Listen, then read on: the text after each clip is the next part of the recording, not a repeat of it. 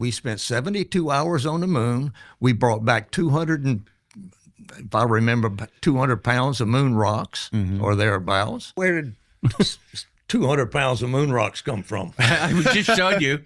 Von Braun picked him up from Antarctica. There's a picture of that on the web, picking up lunar meteorites before he went to the moon for the first time. Seems like a weird use of his time. Moon rocks have proven to be fake. And according to a contractor that I spoke to at length, he says NASA has ceramics labs which can mimic moon rocks. Well, I walked on the moon. I don't know about anybody else, but I'm John You Young. keep saying that. We know that. We've been saying it for 56 years, and you're not going to admit your guilt. Nobody who was, brought to trial for we're just trying crime to. ever admitted we're going their guilt through either. each piece of evidence and trying to rationally analyze what it means and let the audience decide. There are great ideas undiscovered, breakthroughs available to those who can remove one of truth's protective layers.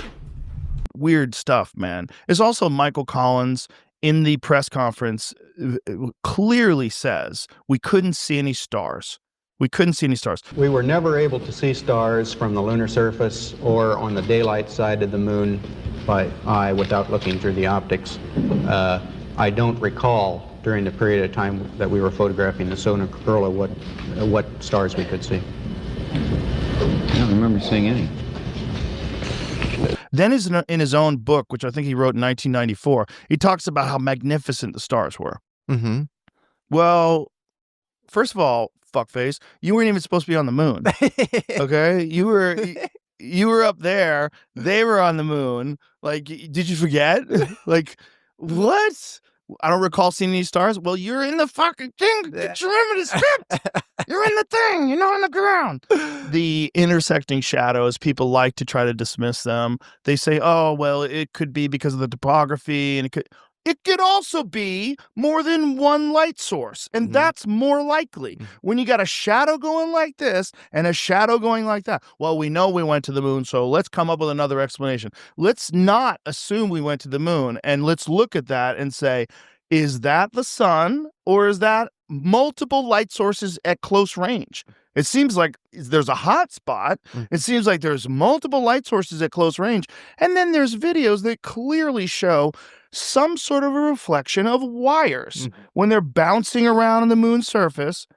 If you speed it up, it looks preposterous because it looks like they're just in slow-mo. There's videos that it looks like they're bouncing around on trampolines.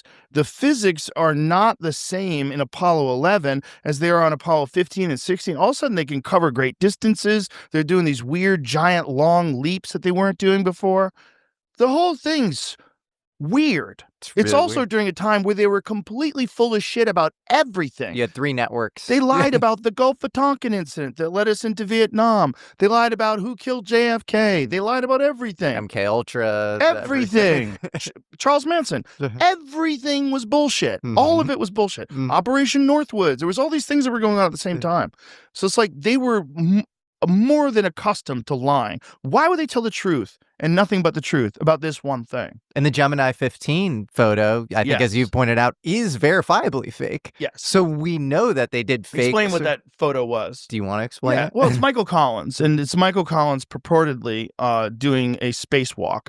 But really, it was a training mission where they had him strapped in these harnesses, and they just blacked out the background and pretended he was in space. And we know that. We know that. Yeah. Yeah, that's a fact. Yes. So we know they were lying. We also know, I don't know if you watched my episode with Bart, but Bart has this footage of where they're running images of the Apollo photographs through AI to detect whether or not they've been manipulated. Play the clip, D27, where Putin was at this conference, the AI conference of 2 years ago in Moscow.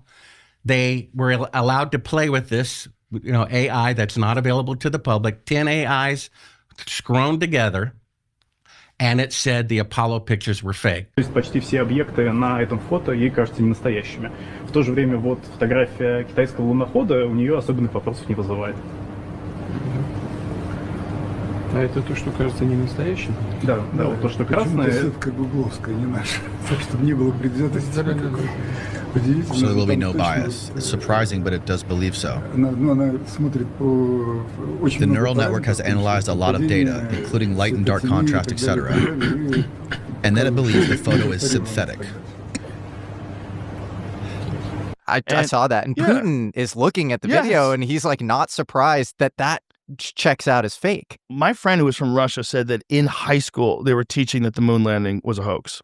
You have the Van Allen radiation belt, and Danny brings this up on his podcast where James Van Allen, who, you know, it's named after, is saying that is 150 times what a normal human can take radiation-wise. Right. And once you're there, you get incinerated. Also, they never even sent a chicken through that and had it come back a lot. Starship, which is 5,000 metric tons, so it's 2 times the size of the Saturn V rocket. It has to go to low Earth orbit.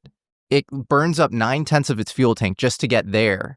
And then another one has to go up, do butt-to-butt refueling with it. You have to do that 10 times before you get a full Starship. And then that thing will go to the moon. Yeah. That's crazy. It's crazy. Cinematographer, award-winning BBC cinematographer, said they took a photograph from an unmanned satellite, and they had like a positive, or kind of like an X-ray, but a color print that was translucent, and they put it over the window. The camera was never up against the glass. It was at the back of the spacecraft. They closed the iris down so that the walls became black. And here they are removing part of the effect in front of the window. Would it be that bright? Yeah. 130,000 miles away. If that window was facing the Earth at 130,000 miles out, is that how bright it would be? It's facing more to the sun than the Earth. Well, the video's claiming, according to the video, Neil is saying that that's the Earth. That wouldn't be the Earth. That would not be the Earth. That picture's not the Earth. No. Well, it is the Earth. That's the reflection off of the Earth. Because I'm also a cinematographer, and I would say that window, that's probably the color of the window, and the sun is, can you see this mouse? Yeah, the sun is probably somewhere over here poking through. You can see these rays shooting that right there. Or you're in low Earth orbit and you faked it because no satellite, no space station, no human being for sure, other than the Apollo astronauts, has ever been more than 300 miles.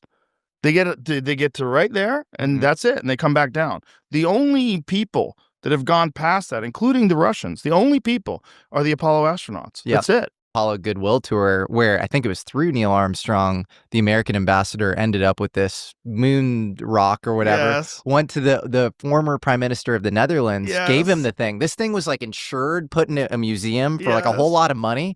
And then like 2007 or 8 or something, they're like, this is petrified wood.